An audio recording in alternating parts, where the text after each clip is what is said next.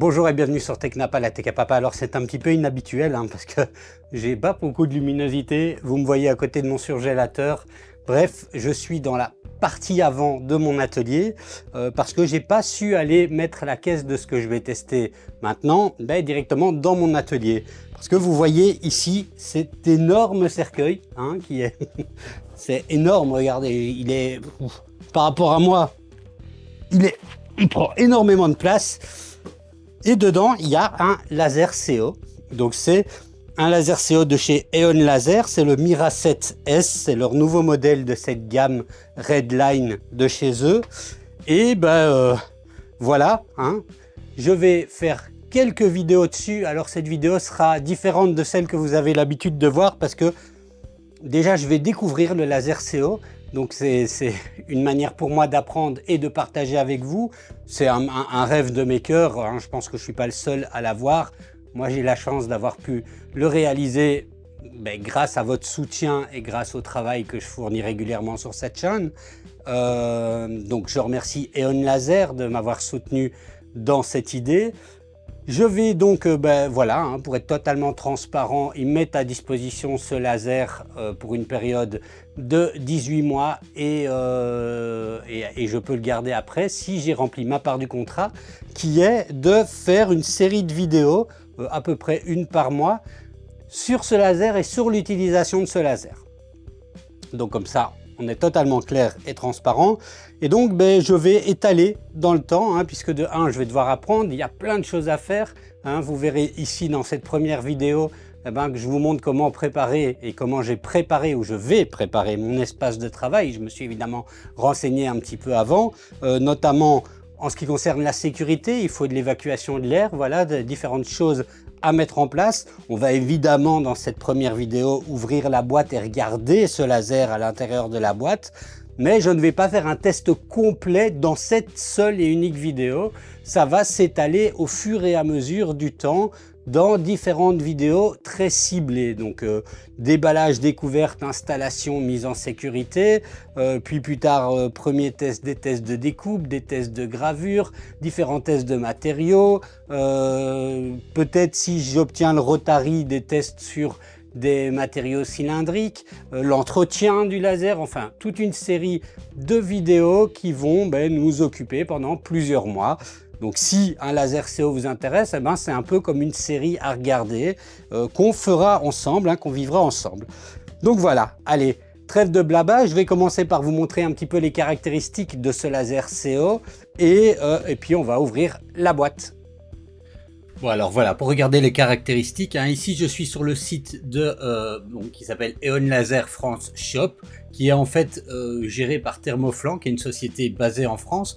Donc ça veut dire que si vous achetez un laser Eon Laser et que vous habitez en France, vous pouvez avoir accès directement à un service en France. Alors ici, c'est également possible parce que moi je suis dans le Benelux, donc c'est possible qu'il y ait des gens qui me regardent qui sont en Belgique ou peut-être même aux Pays-Bas, je ne sais jamais. Un service similaire est disponible en néerlandais avec un partenaire local situé aux Pays-Bas. Je trouverai le lien, je mettrai dans la description de toute façon, si vous êtes intéressé, que ce soit vers le shop français, le shop international et le shop hollandais. Donc voilà. Maintenant, regardons un petit peu. Alors, Eon Laser fait toute une série de lasers. La série Mira qui est massive. Et on a ici, ce qui nous intéresse, c'est la Redline et la Redline Mira S, qui est donc cette gamme de lasers qui vient de sortir, qui est relativement nouveau, qui est une amélioration de la gamme Mira tout court, et qui permettent d'avoir des machines qui sont quand même relativement menues. Et ce qui est intéressant pour les artisans ou pour les petites entreprises qui ont besoin de travailler avec du laser. Alors oui, c'est sûr, vous voyez les prix. On ne parle pas ici dans cette vidéo d'une petite machine CO du style que vous pouvez trouver chez Xtool à 2000-2500 €. On est vraiment ici sur un produit industriel fait pour les artisans et pour la petite industrie. Alors, on va déjà comparer la gamme entre les trois, hein. Donc vous voyez dans la vidéo, moi ici celui que je teste c'est le Mira 7S et il y a deux autres options qui sont principalement, alors on va voir la différence, qui sont principalement plutôt liées à la taille de travail. Donc vous voyez, le 5 correspond à peu près à la taille de travail, donc 50 cm, 70 cm ou 70 cm et 90 cm ou 90 cm. Oui, désolé, je suis pas français. Il y a deux autres différences, hein. Donc le Mira 7S et le Mira 9S sont vraiment eux uniquement différents par rapport à leur taille. Il y a une petite différence entre le 5 et les deux autres. On va regarder ça tout de suite. Bon, alors ici, l'outil de comparaison ne permet pas en gros de savoir clairement quelle est la différence entre les trois. On peut toutefois voir qu'on a des caractéristiques communes qui sont très intéressantes, puisque sur toutes, on a un refroidisseur d'eau, une turbine d'extraction, une pompe à air intégrée, qu'on a une grande vitesse de travail, donc à 1200 mm par seconde en tube à verre et à 2000 mm par seconde en tube RF, que la zone de travail va de 50 x 30 pour une hauteur de 120 ou 70 x 50 pour une hauteur de 140 ou 90 x 60 pour une hauteur de 140. Donc c'est vraiment ce qui va déterminer principalement la différence entre les trois, c'est la taille de travail. Il y a une autre petite différence qu'on va trouver, comme je disais, entre le 7, le 9 et qui ont la même chose et le 5, mais ça je vous montre après. On a également une table traversante pour un passage de plus grande matière, ça je vous montrerai dans la vidéo. On a l'autofocus inclus et on a, elle est en Wi-Fi, USB, Ethernet. Et alors, le grand avantage qu'on a également, c'est qu'on a une caméra Lightburn qui est incluse et qui facilite quand même vachement le travail. Alors, si on prend plus spécifiquement le modèle que moi j'ai choisi, moi j'ai ici le Eon Laser Mira 7S, donc pour une zone de travail de 70 sur 50 avec une hauteur de 140 mm, au maximum la hauteur, hein. On peut, vous allez le voir, modifier la hauteur en Z et un tube de 80 watts en ce qui me concerne. Bon, regardons ce qu'ils mettent en avant, en tout cas d'un point de vue marketing. Donc on l'avait dit, hein, la vitesse de travail 2000 mm par seconde avec le tube RF. Ici j'ai le tube en verre à 1200 mm par seconde. Ils disent qu'il y a un entretien simplifié grâce au Clean Pack Design, d'accord, donc et ça c'est notamment le fait qu'on a un accès facile avec des panneaux latéraux à tout ce qui est à l'intérieur de la machine et à la tête laser magnétique. Il y a énormément de matériaux qui sont compatibles. On a une porte ouvrable pour le passage de pièces de grande taille. Et on a une sécurité totale. C'est une machine laser de classe 1. Ok, donc pour une sécurité d'esprit. Alors, qu'est-ce que ça veut dire machine laser de classe 1? Ça signifie qu'elle est conçue de manière à ce que dans des conditions normales d'utilisation, elle ne présente aucun danger pour les yeux ou la peau. Et donc, pourquoi? Parce qu'elle est entièrement fermée avec des mécanismes qui font en sorte qu'on ne sait pas être en contact direct avec le laser en fonctionnement dans des conditions normales. Alors, je disais juste avant qu'il y avait une différence entre le modèle 5 et le modèle 7 et 9. C'est le système intelligent de détection et de diagnostic. Et donc, il y a à l'intérieur tout un système qui permet, comme ça le dit, hein, de détecter et de diagnostiquer les erreurs les plus courantes qu'il pourrait y avoir. Et d'avoir, par exemple, ici, on voit ici que la lentille est en surchauffe, par exemple. Et on a un puissant signal sonore qui nous l'alerte. Donc, moi, j'ai ça aussi sur la machine que je teste là. Alors la manière dont ils ont géré le truc, je ne sais pas. Je sais que j'entends souvent la galère, les lasers CO, c'est l'alignement des miroirs. Ça c'est vraiment le truc que j'entends tout le temps, qu'on m'a d'ailleurs prévenu quand j'ai dit que j'allais avoir un laser CO, c'est « Ah tu vas voir, c'est chiant d'aligner les miroirs ». Et ici, ils disent que la procédure d'alignement est réduite de 90% et qu'on peut remplacer facilement des éléments optiques tels que tubes laser sans pour autant devoir tout réaligner. Donc voilà, on verra ça au fur et à mesure des vidéos, si ce qu'ils disent ici est vrai, si en tout cas je l'expérimente en tant qu'utilisateur qui m'y connaît un peu en laser, qui m'y connaît un peu en mécanique, en technique, mais qui n'est pas un ingénieur, hein, pour le dire clairement, et qui n'a jamais utilisé un laser CO. Alors on a une table de travail multifonction qu'on peut transformer en quelques secondes pour bien régler nos gabarits avec des lattes plates, avec un honeycomb, etc.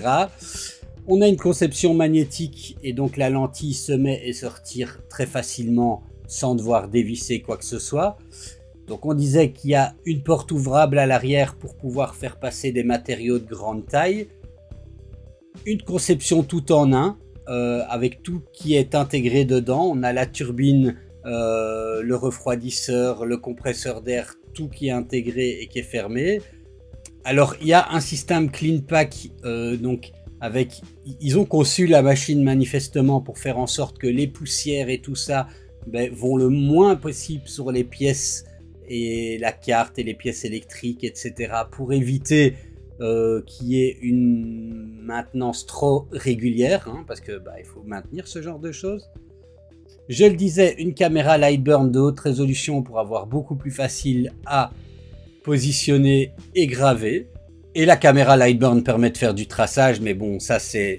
Vous avez peut-être déjà vu sur mes vidéos sur les caméras Lightburn pour les laserdiodes, on est sur le même genre de fonctionnement.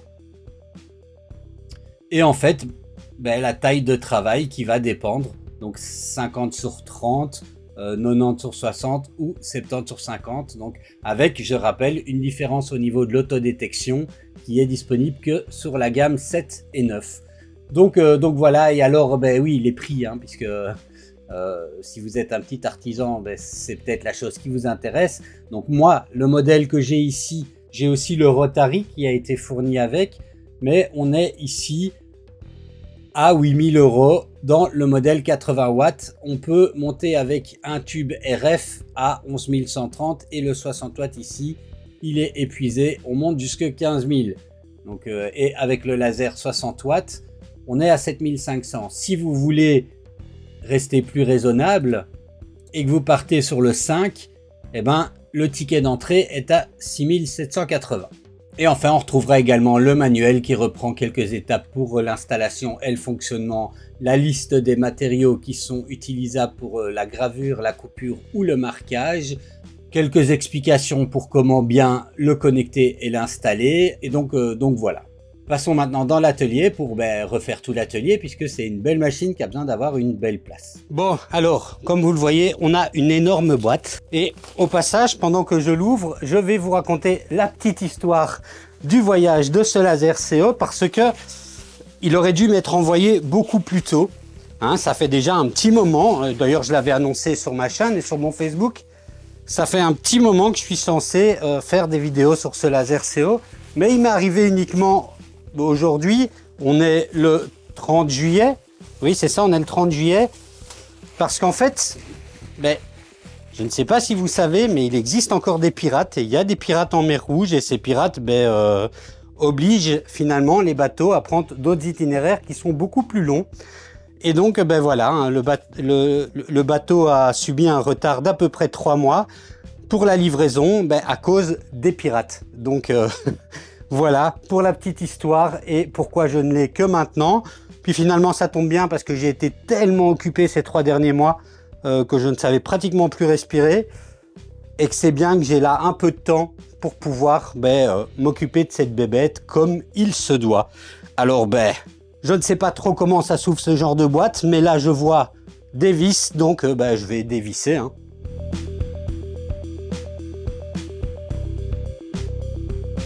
Et voilà, on est prêt à ouvrir le cercueil et on a une énorme machine. Ah, c'est plus gros que ce que je croyais. Enfin, je m'attendais à ce que ce soit gros, mais c'est du costaud. Je suis occupé de réfléchir où je vais la mettre. J'ai l'impression que l'endroit que je lui avais réservé, j'avais mal calculé mon coût. Donc, ouais. Je pense qu'on va faire autrement. Allez, je vous montre un petit peu de plus près. Je vais pas savoir le retirer là comme ça tout de suite maintenant. Mais voilà, donc on peut voir ici qu'on a, on a des mignons petits polystyrènes tout autour. Hop, on a une machine sérieuse. Hein. De ce côté-là, il n'y a rien à dire. Ils ont pensé au tuyau d'évacuation pour l'air. Alors j'ai un adaptateur dedans, hein, au cas où c'est un adaptateur vers prise européenne. Et qu'est-ce qu'on a là-dedans? Je vais pas trop m'appuyer sur la vitre. Alors je ne sais pas ce qu'on a là-dedans. mais c'est vachement bien emballé. Ah, et ben, on va pouvoir faire joujou encore plus. C'était pas forcément prévu, mais il y a l'appareil rotatif avec et mon Dieu, il est lourd à lui tout seul. Ouf. Regardez ça, je sais pas combien ça pèse, mais je pense que ça doit faire 15-20 kilos, ce truc. C'est... Et donc, ben voilà, hein, un super appareil rotatif, ce qui va étendre les possibilités de travail avec ce laser CO. Bon, alors, si vous me sentez ou m'entendez épuisé, c'est normal. J'ai à peine ouvert la caisse, c'est hyper bien emballé et la caisse était bien protégée. Mais vous pouvez voir que j'espérais que le laser soit quand même un peu moins grand. Mais donc voilà le laser déballé.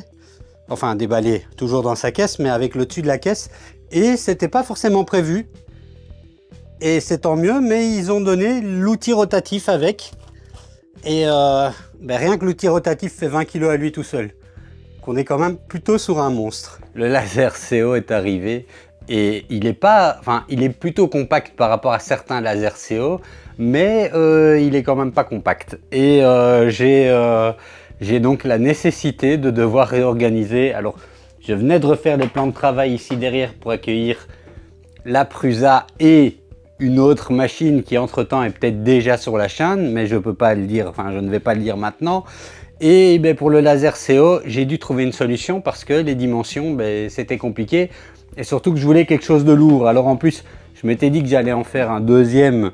Donc prendre un deuxième comme ça, les mettre l'un à côté de l'autre. Mais en Belgique, on ne trouve plus. J'ai fait tous les magasins Brico qui étaient à peu près le seul importateur de cette marque-là. Et ils n'ont plus en grand modèle. Donc on va un peu bricoler. Hein, mais voilà. Et aussi, point sécurité hyper important, c'est qu'il faut prévoir quelque chose avec le laser CO pour l'évacuation de l'air. Et donc c'est pour ça que j'ai ici un trou parce que je vais installer un système d'extraction d'air. Alors j'ai imprimé ceci. Donc vous voyez, j'ai imprimé ceci pour faire passer les buses. Hein, ce sont des buses de 150 mm de diamètre pour arriver jusqu'à un extracteur d'air qui est ici, hop, voilà. Alors, il se trouve que j'en avais acheté un en prévision, mais que la firme qui m'a livré le laser en a mis également un dans la boîte. Donc voilà, j'en ai deux. Allez, c'est parti pour la préparation de l'accueil du laser dans l'atelier pour pouvoir le déplacer de là où il est jusqu'ici. Installer ce qu'il faut pour l'aération. Et je vous passe tout ceci en accéléré et en musique. Allez, à tout de suite.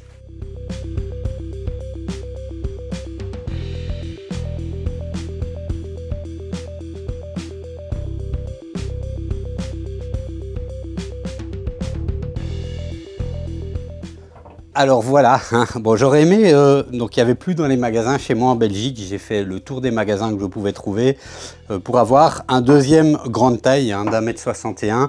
Donc j'ai dû me rabattre sur celui-là, mais j'aurais quand même le carré nécessaire. Bon, voilà, ça me fait avec un petit espace ici. Bon, c'est peut-être pas plus mal, on verra. Donc maintenant, ce que je vais faire, c'est essayer de galérer pour pouvoir venir prendre le laser et le poser sur la table. Alors je vais devoir attendre que mon fils et ma femme soient là en même temps dans la maison pour qu'on essaye à 3. Et une fois que le laser sera posé, je pourrai voir un petit peu plus clair comment je fais le dessin de ma ligne d'évacuation de l'air. Alors ça partira probablement comme ça, de manière aérienne pour aller jusque là. Mais donc je dois voir encore comment je vais positionner le laser sur la table pour que le côté de la buse d'évacuation soit du bon côté. Et voilà, hein. Je fais ça tout de suite et on se retrouve après un petit accéléré.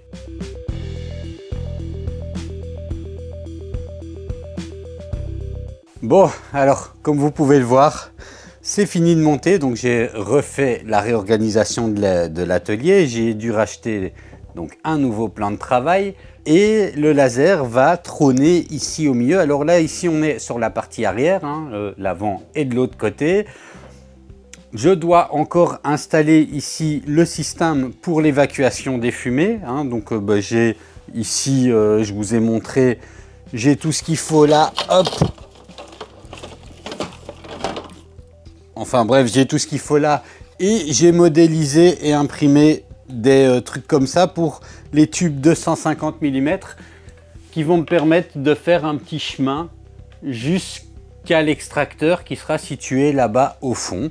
Donc ça, c'est ce que je vais faire maintenant, puisque ça fait partie intégrante de à la fois l'installation et la sécurité de l'utilisation d'un laser CO, puisque l'évacuation des fumées toxiques avec un laser CO, c'est quand même quelque chose d'extrêmement important pour votre sécurité. Alors avec un laser diode aussi, mais bon, hein, comme on coupe des petites choses et voilà, on pourrait se dire, allez, c'est pas grave. Mais d'après ce que j'ai lu et d'après ce qu'on m'a beaucoup dit, c'est vraiment quelque chose sur lequel il ne faut pas transiger quand on utilise un laser CO. Donc, on va installer ça ici tout de suite.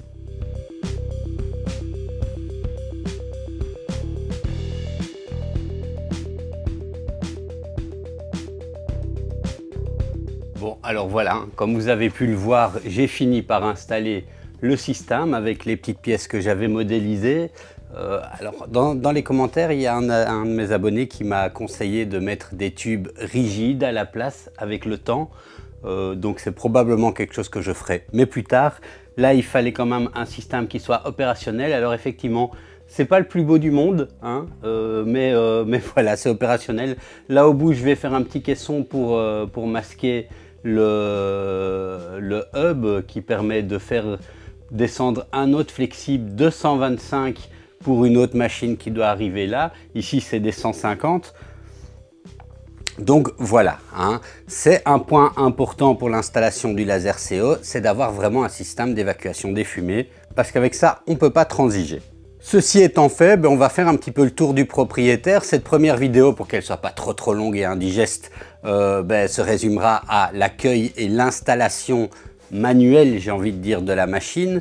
La prochaine vidéo sera sur la mise en route de la machine et je vais faire comme ça progressivement des formats un peu plus courts, mais avec différents aspects du laser qui sera présenté. Donc ici, installation dans l'atelier, premier paramétrage de sécurité, un petit tour et les caractéristiques pour la première vidéo. La seconde sera la mise en route, l'installation, la configuration dans Lightburn d'un laser avec une licence pour le laser CO qui n'est pas la même qu'avec Lightburn normal pour les lasers diodes.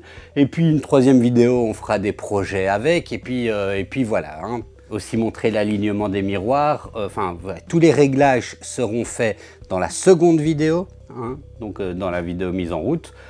Et voilà, hein, faisons maintenant le tour du propriétaire, regardons là un petit peu de plus près, c'est un peu comme un unboxing sans être un unboxing, et voilà, à tout de suite. Bon, alors comme on était sur l'arrière du laser CO, on va commencer par l'arrière. Donc qu'est-ce qu'on a ici à l'arrière? On voit qu'on a un panneau quand même qui est assez complet. Ici à l'arrière, on voit qu'on a le ventilateur, hein, qui est bien imposant. Il a 150 mm de diamètre. On a ici, donc dans un laser CO, vous savez ou vous savez peut-être pas, mais il faut mettre de l'eau et il faut vérifier son niveau d'eau. Et c'est d'ailleurs une des raisons pour laquelle je ne voulais pas mettre le laser contre un mur, hein, parce que il y a quand même pour la maintenance beaucoup de choses à faire par l'arrière du laser. Vous voyez ici, on vient mettre de l'eau, hein, ils nous disent mettez de l'eau avant de démarrer la machine. On a ici un niveau qui nous permet de voir à quel niveau d'eau on est. On doit plus ou moins être dans le vert, pas mettre dans le jaune et puis surtout pas être dans le rouge. Si on doit vider l'eau, ça se fait par ici. On a un thermomètre qui s'affiche ici. Donc, vous voyez, c'est quand même conseillé de pouvoir avoir accès facilement à l'arrière de la machine. Et si moi, je le mettais, par exemple, je faisais un plan de travail qui partait du mur et qui me permettait d'avoir la surface nécessaire pour le laser, pour garder un petit peu le champ libre au milieu de l'atelier, j'aurais eu cette difficulté-là de ne pas avoir facilement accès à l'arrière et j'avais pas envie de m'ennuyer avec ça. Bon, on a ici la prise de courant. On a ici un filtre, hop, qu'on peut venir retirer et nettoyer au besoin. Alors on a ici, évidemment pour ça, je vais être gêné par ma buse, donc il faudra que je la retire le temps et que je la mette une fois que la machine est en marche. Mais on a ici une petite trappe, alors je ne vais pas l'ouvrir parce que ça va être ennuyant, mais on a une petite trappe pour faire passer du matériel, des planches par exemple un peu plus larges à travers pour qu'elles aillent directement dans l'espace de travail. Donc vous voyez, c'est ici hop, un double truc pour venir l'ouvrir. Et on a, bon, on peut avec une clé verrouiller et venir sécuriser ça, mais on a ici, alors on va regarder de plus près, la trappe d'accès au laser. Donc on voyait, on avait la trappe d'accès, alors j'ai mis une petite lampe parce que c'était un peu sombre, mais on a la trappe d'accès au tube qui intègre le CO, donc l'eau, le système d'eau, le tube doit être refroidi. C'est notamment la raison pour laquelle on met de l'eau dans la machine. Vous voyez ici, il est écrit Water Outlet, ça veut dire que le tube d'eau va venir avec un petit circuit, venir refroidir tout le mécanisme. Comment ça fonctionne un laser CO de manière générale et très schématiquement? Le gaz ici à l'intérieur va venir créer de l'énergie grâce à ceci et va venir pulser l'énergie sous forme d'un laser depuis ici. Ceci va venir taper un miroir qui va taper lui-même un miroir, qui va taper lui-même un miroir à l'intérieur et ce miroir-là va venir concentrer le faisceau dans une tête laser qui est dans l'espace de travail. C'est comme ça que fonctionne le laser CO et c'est pour ça qu'avec un laser CO, il est nécessaire de faire ce que vous avez peut-être déjà entendu, c'est aligner ces miroirs, puisque si les miroirs ne sont pas parfaitement alignés, le faisceau laser qui part d'ici ne sait pas être dirigé et concentré exactement au bon endroit et vous pouvez avoir déjà une perte de puissance si c'est un peu décalé, voire tout simplement que le laser soit pas aligné et ne va pas pulser au niveau de la tête de laser qui, elle, va concentrer la ligne de découpe. Donc voilà en gros schématiquement et vulgarisé le fonctionnement d'un laser CO et voilà et pourquoi on est sur un système comme celui-ci. Il va de soi que ce genre de tube, c'est très fragile, qu'il faut y faire attention. Ici, vous voyez, il est encore complètement... Il y a des colsons à retirer, il y a des choses à installer. On verra ça dans la seconde vidéo, dans la vidéo de mise en route. J'espère qu'il n'a pas été endommagé pendant le transport, puisque ça, c'est un des points qui est quand même très fragile. C'est un des points centraux d'un laser CO. Alors ici, sur le dessus, on peut voir qu'on a une petite mire de nivellement de la machine, puisque c'est important que le laser soit complètement droit. Ici, je vois qu'il n'est pas complètement droit, donc il y a voilà un petit jeu. C'est le plan de travail, j'imagine, qui fait ça. C'est pas très grave puisque pour le niveler, on a au niveau des pieds la possibilité, avec une clé à molette, de pouvoir venir régler la hauteur indépendamment des 4 pieds. Et c'est quelque chose que je ferai dans la vidéo de mise en route encore, donc dans la vidéo prochaine, de régler le nivellement de la machine. De l'autre côté, on a ici un panneau avec le système d'extraction des fumées. Voilà, c'est du 150 mm de diamètre. On a ici une prise RJ45 pour l'interface réseau, donc ça c'est bien, c'est un appareil qui peut être mis en réseau. Et de quoi brancher un compresseur externe. Alors j'avoue qu'à ce niveau-ci, mon niveau de connaissance du laser CO, et c'est pour ça que je vais faire beaucoup de vidéos sur le temps, puisque contrairement à une imprimante 3D que je maîtrise et je peux faire un test, je vois ce que j'ai à dire en l'utilisant tout de suite. Avec cet appareil que je découvre, j'ai ma courbe d'apprentissage à faire et je ne vais pas vous dire, ou en tout cas pas volontairement, des conneries. Donc je vais prendre le temps ici de le découvrir et ça va prendre plusieurs mois pour le faire. Donc on va y aller doucement avec une série de vidéos. Donc ici, je sais toujours pas pourquoi est-ce que il faudrait un compresseur externe, mais en tout cas, on a le connecteur pour un compresseur externe et on a ici la petite plaque d'authentification. Alors je masque le numéro de série, mais sinon, qu'est-ce que ça nous permet de voir? Ça nous permet de voir que c'est le Mira 7, qui a 80 watts de puissance laser, qu'il a une puissance nominale de 1200 watts et qu'il a été manufacturé le 25 mars 2024. Donc, Voilà, hein, pour les petites informations sur ce laser. Alors vous voyez que le laser a une petite protubérance sur le côté. Ceci c'est dû au format compact. Plutôt que faire un laser avec un caisson qui prend toute la longueur du tube de gaz à l'intérieur, ils ont préféré faire un format plus compact entre guillemets, hein, on est d'accord que ça prend quand même déjà de la place, et puis laisser juste une petite protubérance ici, bien protégée, sur le côté pour faire dépasser ceci. C'est pas plus mal parce que du coup voilà, je suis juste un peu gêné ici, ça dépasse un peu mais je peux faire attention, contrairement à s'il avait été plus large comme ça aurait été encore plus galère avec mon plan de travail. Alors à l'avant sur le dessus on voit qu'on a un panneau de commande. Bon ici je l'ai pas encore allumé, hein, c'est protégé, hop, je vais laisser protéger pour le moment, avec un écran et une série de commandes possibles. On voit origine, de quoi faire le focus, impulse pour venir juste faire un petit coup de laser, pouvoir monter ou descendre le Z, ce qui signifie donc qu'il y a un Z qui est contrôlable. Et voilà les boutons de navigation, avancer et diminuer en X et en Y.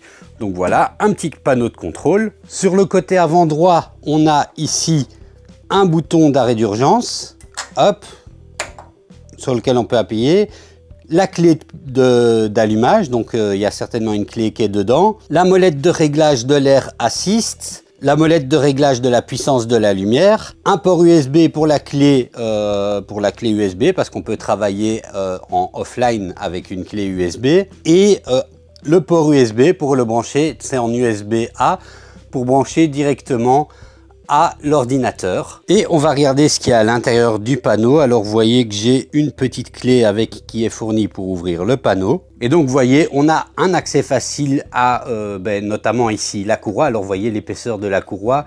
Donc à toute une série de choses qui pourraient être utiles et nécessaires si on a de la maintenance à faire, un remplaçage de câbles. Donc on a tout le panneau électrique qui est ici. Donc on va pas regarder ça là en détail. L'idée c'est de dire quand même que la machine est conçue pour avoir un accès facile. Vous voyez, je dois pas dévisser. J'ai une clé de sécurité et j'ai comme ça accès facile via un panneau. C'est plutôt bien pensé. Alors sur la face avant, vous pouvez voir, donc ici tout est bien protégé. Je vais le retirer quand même pour qu'on voit un peu mieux, ça fera un peu d'ASMR.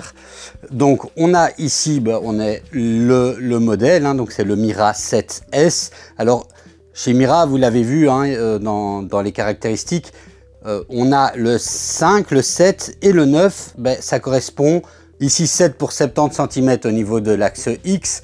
Et donc voilà, on a un panneau comme ceci. Alors ça s'ouvre, hop, comme ceci. On ira regarder l'espace de travail juste après. Mais vous voyez qu'on a également, alors j'ai ouvert ici, on a des petites clés. Donc on a ici un système d'accès plus facile. Hein, donc on déverrouille ici, on ouvre là, on tourne et hop, on peut venir charger plus facilement notre matériel à ce niveau-là. Enfin sur le côté gauche, alors on a un panneau qui lui aussi s'ouvre avec une petite clé. Donc désolé, ici c'est un peu plus sombre et qui donne accès également ici à l'alimentation. On a le boîtier de contrôle de, je ne sais pas exactement, du réseau qui est situé ici. Donc on peut intervenir quand même facilement sur la plupart des éléments qui sont situés de part et d'autre de la machine. Que ce soit des câbles, l'alimentation, enfin voilà, la plupart des éléments sont situés de part et d'autre de la machine. Et c'est également par ici qu'on va venir régler nos miroirs, hein, puisqu'ici les miroirs sont situés donc là, et puis là, et puis là. Donc c'est aussi par là qu'on va venir régler nos miroirs. Alors voilà l'espace de travail, hein. On a un honeycomb qui est amovible, hein. On peut tout à fait ne pas l'utiliser. Quand je disais que le Z montait ou descendait, c'est pas au niveau de la tête de laser, c'est au niveau de l'espace de travail, hein. C'est l'espace de travail qui va monter ou descendre pour monter en Z. Je sais qu'avec les lasers diodes, ceux qui me regardent sur ma chaîne et qui n'ont pas l'habitude des machines comme ceci, alors je prétends pas que moi j'avais l'habitude, hein, je découvre aussi, hein, je me renseigne juste un petit peu pour pas dire des conneries dans ma vidéo, mais ce n'est pas la tête de laser qui va monter ou descendre en Z, c'est le plan de travail qui va monter ou descendre en Z, ce qui explique ici les trous, hein, puisque c'est là que c'est comme ça que le plateau va pouvoir monter ou descendre pour travailler en Z et pour pouvoir dès lors accueillir des matériaux avec une épaisseur un peu plus grande comme une boîte ou quelque chose comme ça. Si je me concentre justement sur la tête laser, vous voyez que la tête laser ici n'est pas très grosse, hein.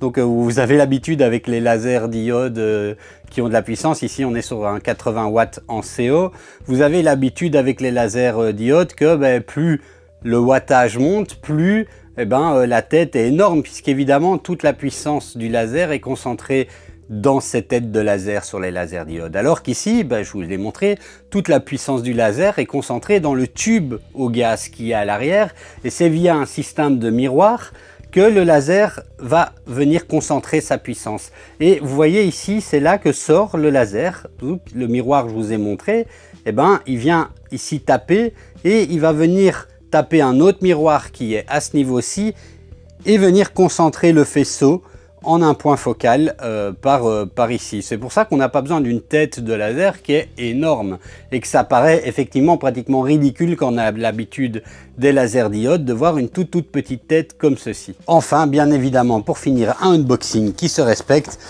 on a une petite boîte d'accessoires qui est fournie avec. Alors, vous voyez ici, on a une checklist de ce qui a été fait en usine avec tout ce qui est passé. Donc ils ont vérifié le nom du client, le modèle, la configuration et s'assurer que le tube laser est bien en rapport avec la production lisse. Donc ils ont bien mis un tube pour avoir du 80 watts. Ils confirment que l'axe X et Y peut bouger de manière souple. Enfin voilà, on a comme ça une série de points de contrôle. Alors là, c'est avant d'allumer le laser. Et puis, c'est après avoir allumé le laser. Donc là, on a 18 points avant d'allumer le laser. Alors, on a une évaluation globale et c'est chaque fois fait par une personne différente. On a après avoir allumé le laser. Et là, après avoir allumé le laser, il y a 45 points de contrôle. Et c'est tout testé comme ça, manuellement. Et on peut même... Donc ici, il y a le logo de la marque, mais on pourrait avoir manifestement notre logo, hein. J'aurais pu demander le logo de Technapa dessus. Non, mais donc voilà, puisqu'ici, il y a un point de contrôle. Vous assurez que le logo sur la machine est en rapport avec les besoins du client. Si, je traduis en même temps, hein. S'il y a la moindre crack, skew, je sais pas ce que ça veut dire, crack, un truc qui manque et tout ça, il faut régler ça, quoi, hein. Donc voilà. Donc, une liste de points de contrôle qui est fournie avec et qui nous montre. Alors, on a de la graisse, un beau tube de graisse. Bon, alors, j'avoue que j'utiliserai pas forcément celle-là. J'utiliserai probablement la Superlube. Mais voilà, on l'a avec ici. On a la prise de courant et elle paraît assez longue, ce qui est pas mal. Je sais pas exactement c'est une combien, mais elle paraît assez longue. On a un câble RJ45 qui lui aussi... Ça m'étonnerait pas que ce soit un 3 mètres au vu de la taille du truc. Donc voilà. On a des colliers de serrage pour le tube d'évacuation de la fumée. On a un petit entonnoir pour pouvoir venir justement remplir l'eau à l'arrière. On a un câble USB-A pour la connexion à l'ordinateur. Alors là par contre c'est dommage, il n'est pas... Ah non, on en a un autre. Bon, on a un câble USB-A, je ne sais pas encore à quoi il sert. On en a un autre qui est plus long. Et celui-là, je pense que c'est pour la connexion à l'ordinateur. Donc ça, ok, c'est pas plus mal. Alors, on a un tout petit peu de visserie. Et les fameuses clés pour ouvrir les panneaux sur le côté. Ils en donnent deux. Bon, c'est bien de ne pas les perdre quand même. Alors, on a avec les clés, notamment... Ça sert de clé de sécurité pour la machine et en même temps pour ouvrir les panneaux de devant, plus la clé USB qui est dessus. On a une petite ventouse à main, voilà, Là, j'avoue que je ne sais pas à quoi elle sert, mais je m'en rendrai peut-être compte plus tard. On a des courroies et vous voyez l'épaisseur de la courroie, on est quand même sur quelque chose d'assez sérieux. On a évidemment la quincaillerie avec les clés Allen qu'il faut et elles sont plutôt sérieuses, hein. C'est super lourd ce truc. Donc voilà. Et on a des cotons-tiges pour se curer les oreilles, pour bien écouter les instructions. Non, plus sérieusement, c'est des cotons-tiges pour pouvoir bien nettoyer la tête de laser. Et je pense que j'ai fait le tour au niveau, voilà, de ce qu'il y avait dans la boîte. Ah non, on a une petite pompe. On a une petite... Entre les deux, ça donne vraiment l'impression que c'est pour se déboucher les oreilles, hein. Mais voilà. Voilà, ben voilà, hein, on a fait le tour. Je vais m'arrêter ici pour cette première vidéo. Donc une première vidéo qui nous aura permis de découvrir la machine, de se rendre compte que, eh ben, clairement, hein, je ne vais pas vous mentir, essayer de vous vendre des couleuvres, surtout pas au prix. C'est absolument pas une machine pour un maker qui ne compte pas faire un minimum de production ou de productivité, qui n'a pas beaucoup de place, qui n'est pas en mesure de pouvoir installer un système d'évacuation des fumées. Et c'est la raison pour laquelle j'ai voulu également tout montrer dans la vidéo. Hein, que ben, j'ai dû refaire mon atelier pour pouvoir l'accueillir, que j'ai dû penser un système d'évacuation des fumées et tout ça. Parce que sinon, ben, je n'aurais pas été en mesure d'accueillir une telle machine.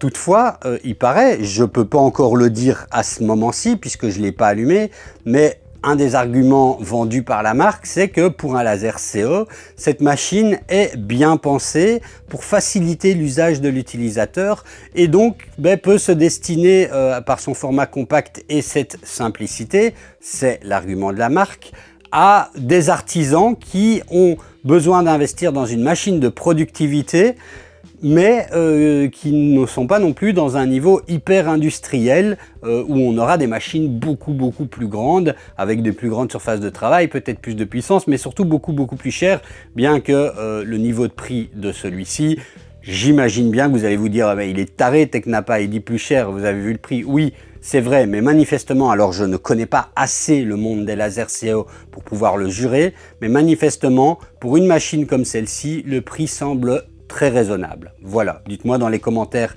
si vous connaissez le monde des lasers CO et si pour vous, ben, pour ce que vous venez de voir, c'est une machine qui au prix auquel était annoncé,